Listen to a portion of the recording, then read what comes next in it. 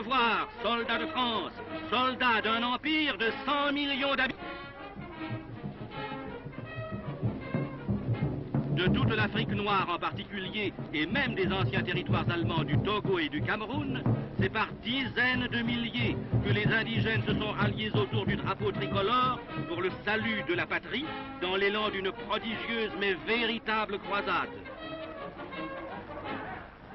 Les peuples de race noire savent que notre pays, après avoir largement amélioré leurs conditions, ne connaît pas plus de distinction religieuse qu'ethnique. Ils savent qu'ils étaient directement menacés par les revendications coloniales allemandes et par une doctrine fondée sur un concept de supériorité raciale.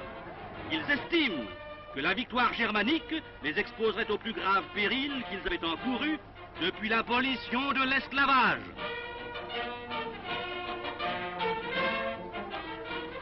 La guerre est la leur. Une guerre sainte pour la liberté, pour la dignité, pour le respect de la personne humaine.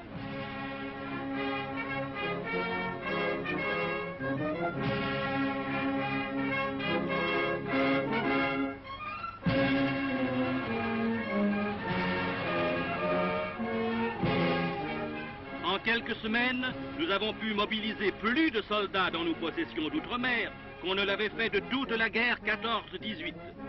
D'un élan enthousiaste, ils apportent leur coopération à la France en guerre, côte à côte et vaillance pour vaillance, avec les gars de nos villages en vrais Français.